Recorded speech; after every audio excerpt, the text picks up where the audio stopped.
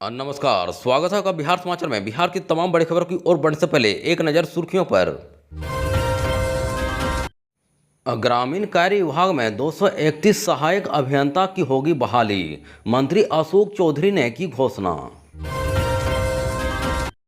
विधानसभा चुनाव से पहले तेजस्वी ने की घोषणा, कहा हमारी सरकार बनी तो 200 यूनिट बिजली मुफ्त में देंगे।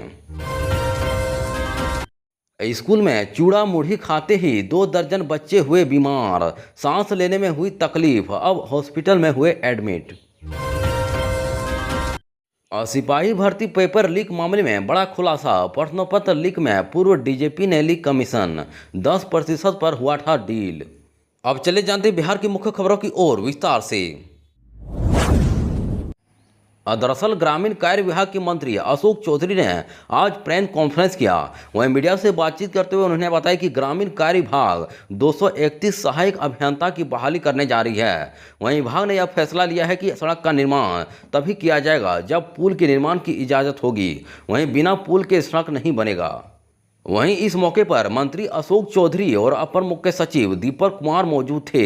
अशोक चौधरी ने कहा कि मुख्यमंत्री नीतीश कुमार ने बिहार की ग्रामीण सड़कों को नए सिरे से पूरे बिहार में बनाने का काम किया है। वहीं ग्रामीण सड़क पुलिया के निर्माण में सीएम नीतीश कुमार ने विशेष रुचि दिखाई है। वहीं राज्य सरकार अपने मद से ग्रामीण सड़क उन्नयन योजना चलाने जा रही है।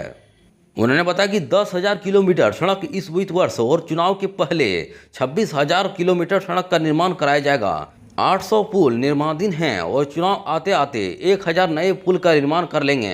उन्होंने बताया कि अगले साल तक 1,500 से 1,600 पुलों का निर्माण कर लिया जाएगा। वहीं फंड और अन्य कर्मियों के कारण पुलों का निर्माण नहीं हो पाया था, लेकिन अब नए सिरे से सड़क और पुल का निर्माण कराया जाएगा। दरअसल ग्रामीण कार्य विभाग में 231 असिस्टेंट इंजीनियरों की बहाली की जाएगी। वहीं ग्रामीण कार्य विभाग का एक ही पुल गिरा है। नदी का रास्ता बदलने के कारण पुल गिरा है। इस घटना के बाद सभी पर कार्रवाई की गई है। उन्होंने बताया कि ग्रामीण कार्य विभाग के अंतर्गत 46,000 पुल हैं, जिसमें 37,414 पुल अच्छी स्थिति में हैं। वहीं 6,823 पुलों के मेंटेनेंस की जरूरत है, जिस पर काम किया जा रहा है। दरअसल बिहार विधानसभा के नेता प्रतिपक्ष तेजस्वी यादव आभार यात्रा पर निकले हैं। वहीं आज समस्तीपुर में उनकी यात्रा पहुंची, जहां उन्होंने वहां की जनता से बड़ा वादा करते हुए कहा कि यदि उनकी सरकार बिहार में बनी तो 200 यूनिट बिजली हम फ्री में देंगे।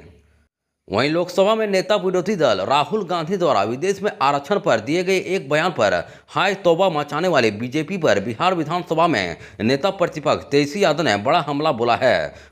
वहीं समस्तीपुर में आभार यात्रा के क्रम में अपने दूसरे दिन के कार्यकर्ता संवाद कार्यक्रम से पहले मीडिया कर्मियों से बात करते हुए तेजस्वी यादव ने राहुल गांधी का बचाव करते हुए कहा कि बीजेपी तो है ही अफवाह फैलाने वाली और सबसे झूठा पार्टी। दरअसल तेजस्वी यादव ने कहा कि राहुल गांधी तो कई बार कह चुके हैं कि वह जाति आधारित गणना कराएंगे, लेकिन संविधान और आरक्षण को कभी खत्म नहीं होने देंगे।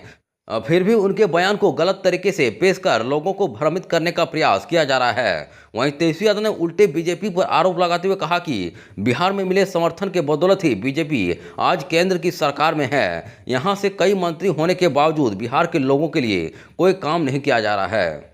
वहीं तेजस्वी यादव ने बिहार में लगाए जा रहे प्रीपेड मीटर से आम लोगों की परेशानी का जिक्र करते हुए कहा कि बिहार में उनकी सरकार बनी तो वे 200 यूनिट बिजली मुफ्त देंगे। वहीं अभी चारों तरफ प्रीपेड बिजली बिल में बढ़ोतरी को लेकर हाहाकार मचा हुआ है। वहीं देश में सबसे महंगी बिजली बिहार को ही मिल रही है। दरअसल बिहार के बांका से एक बड़ी खबर निकलकर सामने आ रही है। यहां जिले के बौसी थाना क्षेत्र के पिलवा गांव स्थित सुदामान विद्या निकेतन के करीब 24 से अधिक बच्चे विषाक्त भोजन खाने से बीमार पड़ गए हैं। यहां विद्यालय के बच्चों ने शाम को जैसे ही नाश्ता किया, एक के बाद एक लगातार बच्चे अचानक बीमार पड़ने लगे। वहीं बच्चों को सांस लेने में तकलीफ होने लगी, गले में दर्द होने लगा। वहीं इसके बाद विद्यालय के शिक्षक बच्चों को लेकर बौसी रेफरल अस्पताल पहुंचे। वहीं ड्यूटी पर तैनात चिकित्सक डॉक्टर उत्तम कुमार एवं डॉक्टर आर के सिंह ने बच्चों का इलाज करना शुरू किया।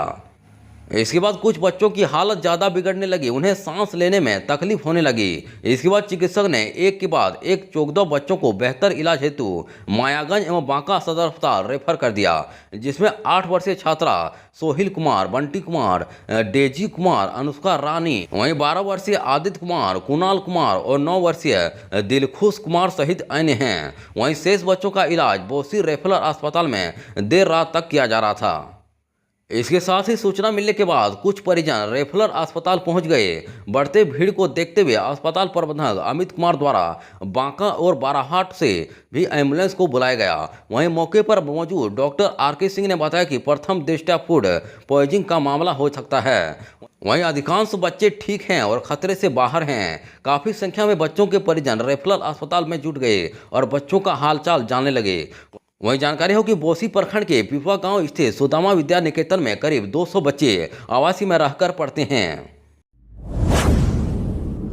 और दरअसल सिपाही भर्ती परीक्षा के पेपर लीक मामले में एक बड़ा खुलासा हुआ है। वहीं ईओयू की तरफ से कोर्ट में दाखिल की गई कि चार्जशीट में बड़ी बात कही गई है। इसमें कहा गया कि बिहार के पूर्व डीजीपी और केंद्र चयन पर्षद के तत्कालीन अध्यक्ष एस.के. सिंघल ने मोटी रकम ली है। यह पैसा प्रिंटिंग प्रेस मालिक से कमीशन के रूप में लिया गया। जानकारी के मुताबिक सिंघल ने एक कमरे में चलने वाली प्रिंटिंग प्रेस कोल्टेक्स मल्टीविजन को 10% कमीशन लेकर प्रश्न पत्र छापने का ठेका फिजिकल वेरिफिकेशन किए बिना ही दे दिया था।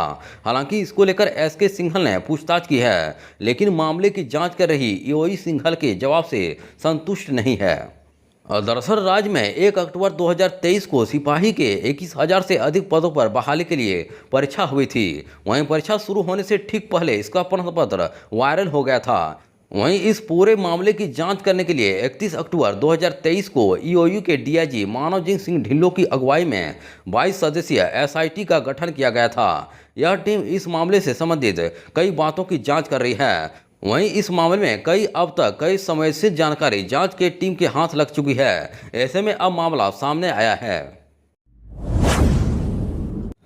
दिल्ली से पटना पहुंचने पर उपेंद्र कुशवाहा का जोरदार स्वागत, बोले बिहार में फिर से बनेगी एनडीए की सरकार।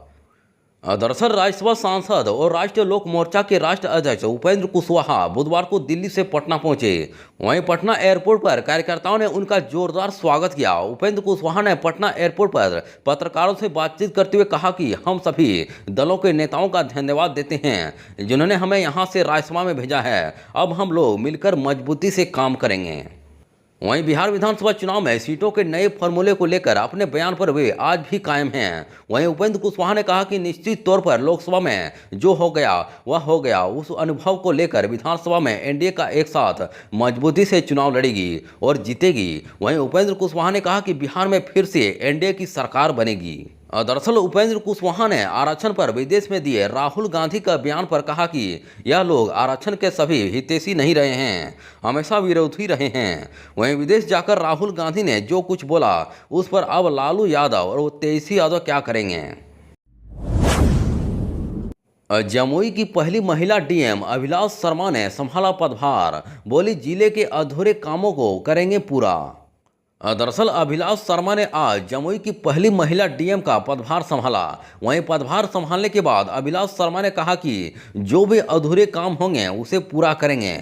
वहीं जमुई समाहरणालय परिसर में बुधवार को भारतीय प्रशासनिक सेवा के 2017 बैच के अधिकारी अभिलाष शर्मा ने बतौर डीएम अपना पदभार ग्रहण किया। वहीं वर्तमान डीएम राकेश कुमार ने नवनियुक्त डीएम अभिलाषा वर्मा को गुलदस्ता भेंट कर पदभार ग्रहण कराया और पूरा प्रभार सौंपा।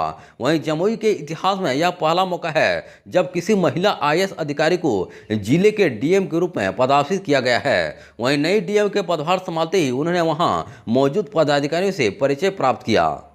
वहीं नई डीएम अभिलाषा वर्मा ने बताया कि सरकार द्वारा संचालित विभिन्न कल्याणकारी योजनाओं को गुणवत्तापूर्ण एवं पारदर्शी तरीके से धरातल पर उतारना हमारी पहली प्राथमिकता होगी।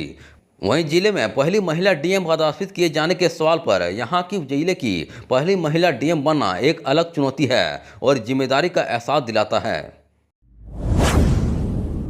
वंशावली को लेकर अब नहीं होगी टेंशन, सरकार ने अमीनों को दे दी नई जिम्मेदारी। दरअसल बिहार में विशेष भूमि सर्वेक्षण के काम में तेजी लाने के लिए बिहार सरकार ने अमीनों को नई जिम्मेदारी दी है। वहीं अब वे ग्रामवार खतियानी वंशावली तैयार करेंगे। इसके अलावा प्रत्येक अमीन को प्रतिदिन ऑनलाइन भूमि सर्वेक्षण सॉफ्टवेयर में कम से कम 100 खेसरा की एंट्री करनी होगी। यह निर्देश सर्वेक्षण कार्य में तेजी लाने के लिए दिए गए हैं।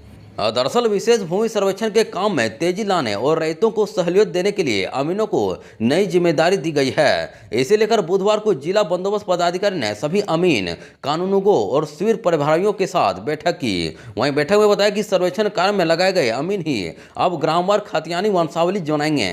वहीं बंदोबस्त पदाधिकारी ने इसका 100% अनुपालन सुनिश्चित करने को कहा है, ताकि रैयतों को इसके लिए भागदौड़ नहीं करनी पड़ी। इसके अलावा प्रत्येक अमीन अब प्रतिदिन ऑनलाइन भूमि सर्वेक्षण सॉफ्टवेयर में कम से कम 100 खेसरा की एंट्री करेंगे। इसे अनिवार्य किया गया है। इससे कम एंट्री होने पर अमीनों को चिन्हित कर कार्रवाई करने की बात कही गई है। उन्होंने कहा कि भूमि सर्वेक्षण का काम कई गांवों में धीमी गति से हो रहा है। कुछ जगहों पर आधा अधूरा काम होने की शिकायत मिली है। वहीं सभी संबंधित में इसे तेजी लाने को कहा है, ताकि सर्वेक्षण का काम ससमय पूरा हो सके।